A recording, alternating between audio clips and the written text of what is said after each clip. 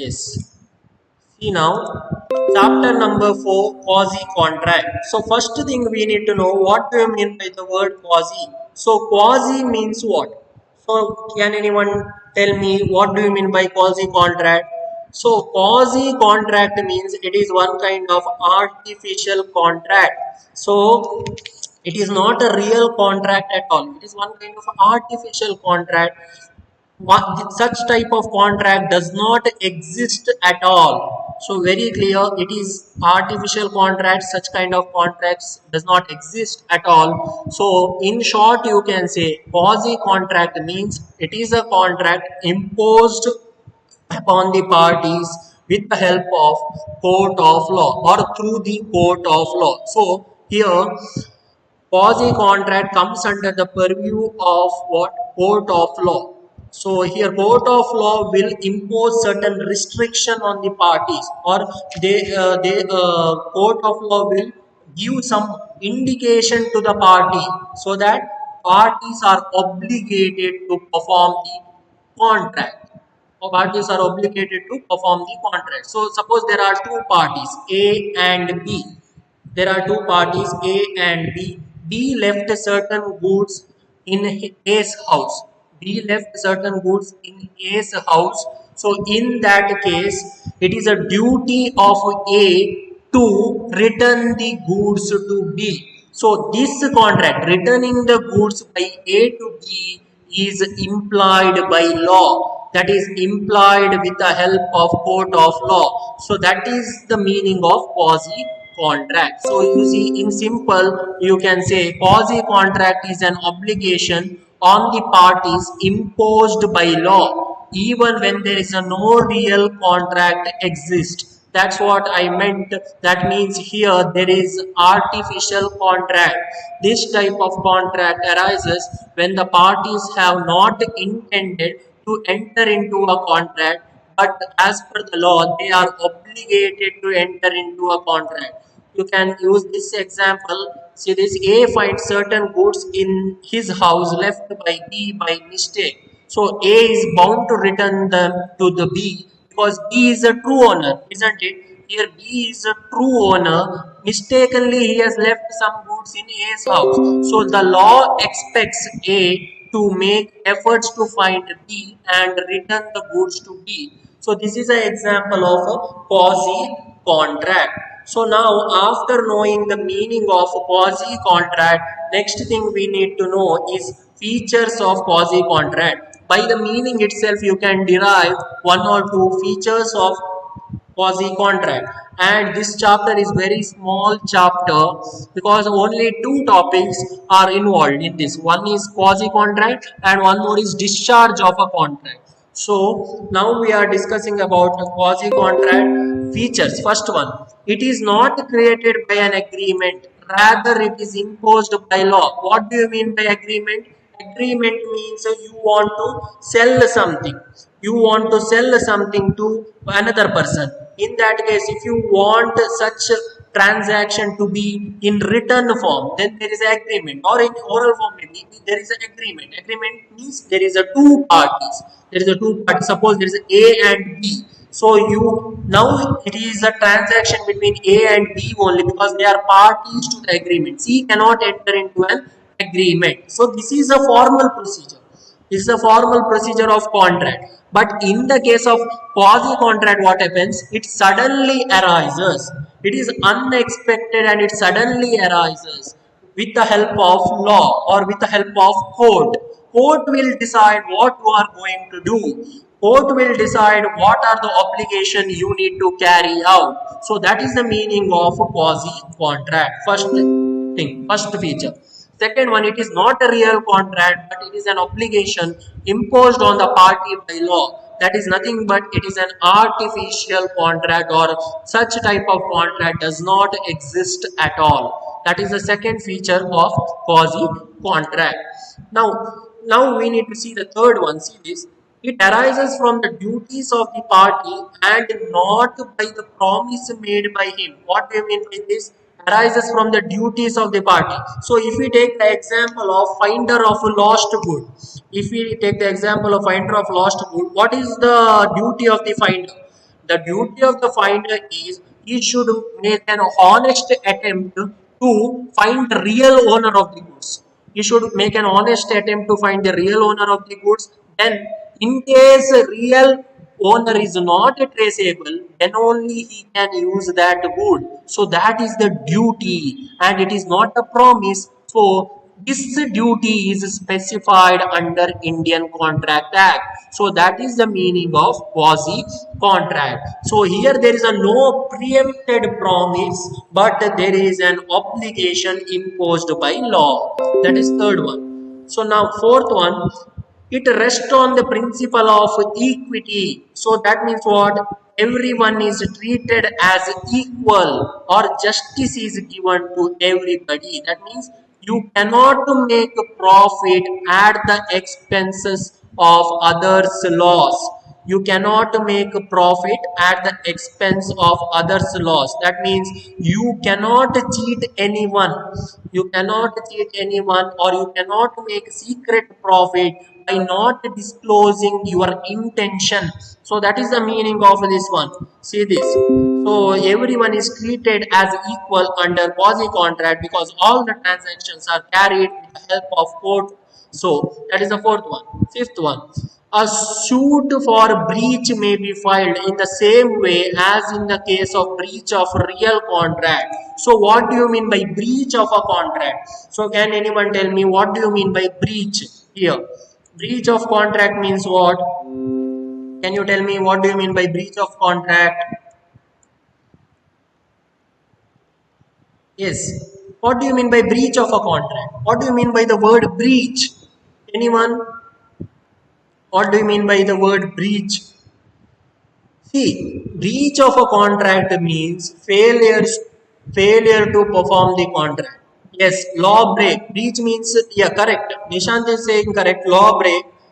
So, in other words, you can say it is one kind of failure to perform the obligation. When there is a failure to perform the obligation, whatever specified under the contract, in that case, what happens? There is a breach of a contract. What example you can give? So, now you decided to sell your property worth 50 lakh to another person, but on the performance day.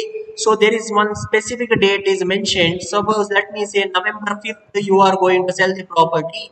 Now what you will do on that performance day is November 5th or before the performance day, you will refuse to sell your property to that particular person. In that case, what happens? You have now breached the contract. Breached the contract means you have failed to perform the contract. So that is the meaning of this one. See this. So here real contract, how we treat the breach, same way for quasi contract also we are going to treat the breach of a contract. Yes, these are the 5 features of quasi contract. So now next thing we need to see is types of quasi contract or circumstances of quasi contractual obligation. So what and all types of contract we are having, that we need to see, that to specifically quasi contract. First one, supply of necessaries to a person who is incompetent to a contract, section 68. What do you mean by this? What do you mean by this? Necessaries to a person incompetent means who are the incompetent person. First you should know who are the incompetent person. Person of unsound mind, that means one who cannot make a rational judgment, that person is an incompetent person. Person disqualified from law, that person is an incompetent person. If he is a minor, that person is an incompetent person. If he is a lunatic, if he is a drunkard, such persons are incompetent person, means that person is not eligible to enter into a contract. So in that case also quasi contract arises. But how quasi contract arises, that we need to see. See this first one. If person supplied necessaries to the incompetent person like minor, lunatic or person of unsound mind, In such case, he is entitled to recover the cost of necessaries supplied from properties of the incompetent person. That means, suppose there is a minor and you have helped him with some necessaries. Necessaries means what? It is essential to the minor's life. It is essential to the minor's life. You have, so suppose you have spent some cost of education which is essential to the minor. So in that case, you can recover that amount. How you are going to recover that amount? From his property. So what do you mean by property here? Property means either from minor's parent or from his guardian. So either from his parent or from his guardian, you can recover the money whatever you have given to the minor. So that is the first type of contract, supply of necessaries to the incompetent person, section 68.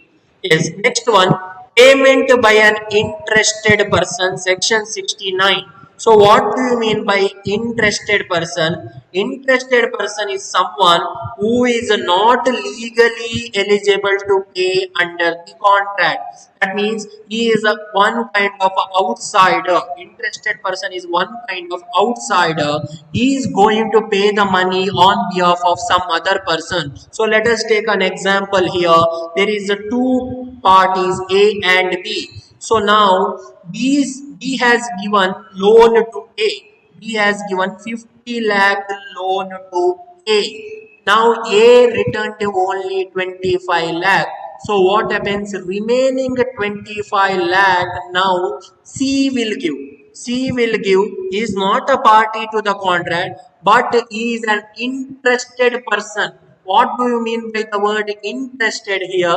Interested means he wants something from that particular contract. What is that something here? So suppose he pays 25 lakh, in return he wants 25 lakh. That means he wants 25 lakh from A. In addition to that, he wants some interest to the whatever the amount he has given in lump sum. So that is the meaning of this one. See this, payment by an interested person. Suppose a person makes the payment which is a legal duty of another person. In such a case, the person who has made the payment can recover the money from the person who is legally bound to pay.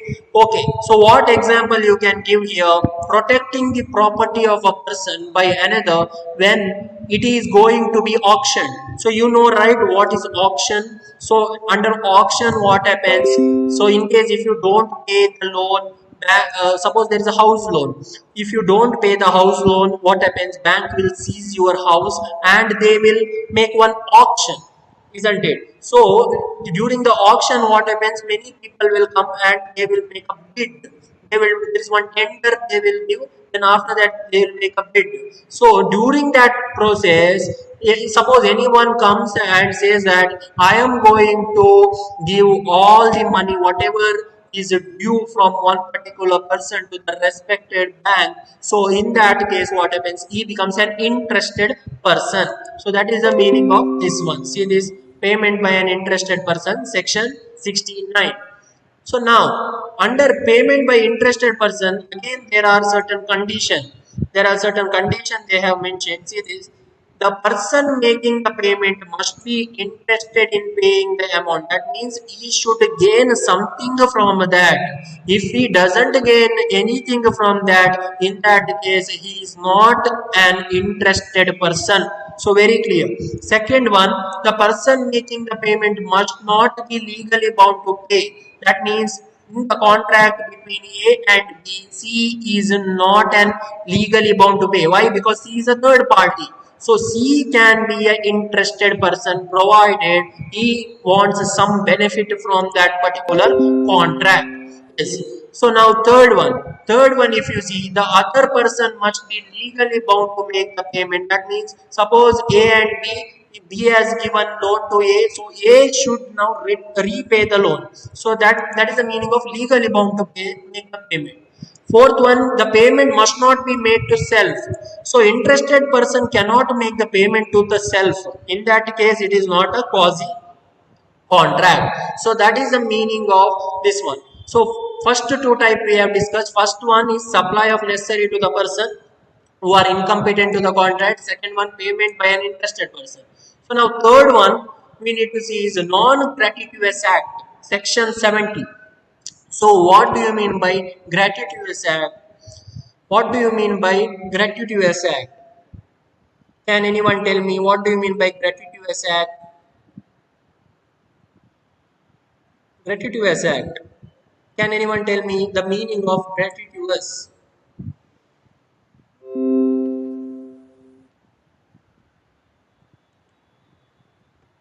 Yes, gratuitous means act done without an intention of getting paid. That means you are doing some act and you want nothing in return. That means you are doing the act free of cost. Suppose you are a good artist. Let us take the example of artist now. You are one good artist and now you have drawn one amazing picture and you have given that picture to your friend and you have asked nothing in return. That means you have not asked payment in return. In that case, it becomes a gratuitous act. You are doing the act with your own will and there is no intention of getting paid. But gratuitous acts are not quasi-contract, non-gratuitous act. What do you mean by non-gratuitous act? Opposite of gratuitous act, that is, there is an intention of getting paid. So such act becomes a non-gratuitous act. So let us see that now. Third type, non-gratuitous act may be defined as the act which is not done freely. In other words, the act which are done with an intention of getting paid or being paid are called non-gratuitous act. Now it is very clear. So now condition for the recovery of compensation for non-gratuitous act we need to see. So there are certain conditions I have mentioned. First one, the person must lawfully do something for another or deliver something to him. So what does this mean? That means there must be a transaction between the two parties. So that is the meaning of this one. There must be some kind of transaction between the two parties and that transaction must result in something. That means that transaction should benefit any one of the parties. So that is the first condition. Second one, the person must not intended to act gratuitously. So that means if you are giving gift, then that is not a quasi contract. Gift is not a quasi contract because there is no intention of getting payment. Intention to expect some benefit must be there. Yes, very clear. So now third one, the other person voluntarily accepting the act or goods must have enjoyed the benefit thereof. Yes. So what do you mean by this? So suppose you have drawn something, he must be that person, the person who has received your art, he must be satisfied with whatever the content you have given. Then only you can make the then only you can claim the payment. Otherwise, you cannot claim the payment. Suppose you have not done the art properly, then you cannot ask the full money. So that is the meaning of this one. So that is non-gratuitous act section 70. Very important thing you need to remember, there is an intention of getting paid is involved. So that is third type. Now fourth one, role of finder of lost goods section 71. So, who is this finder of lost good? So, finder of lost good means suppose now you go and you go for walking on a road, then suddenly you find 2000 rupees note. Suddenly you find 2000 rupees note. So, now you don't know whose note is that. So, in that case, you become finder of lost good. So, suppose if you take the money and in that case you become finder of the lost good. That means what? You should make an attempt now to trace the real owner. But how it is possible? It is very difficult to trace the real owner in the case of money because there is no clarity.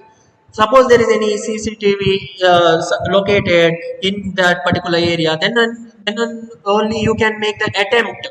You can make the attempt to check who is that true owner or who has mistakenly fallen that 2000 rupees note.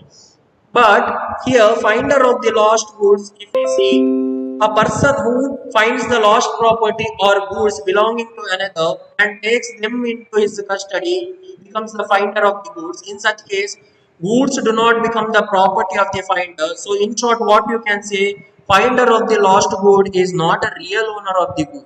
Very clear, because whatever the goods he has got is of someone else. So it is a property of someone else. So he is not the real owner. But when and all he can become a real owner, there is certain condition. There is certain conditions they have given that he must satisfy. So now see this responsibility of finders of goods. So what and all responsibility he is having? First one, he should take care of the goods like his own goods. Suppose you have got now. Suppose you have got one television set. So let us take the example. So there are many houses nearby.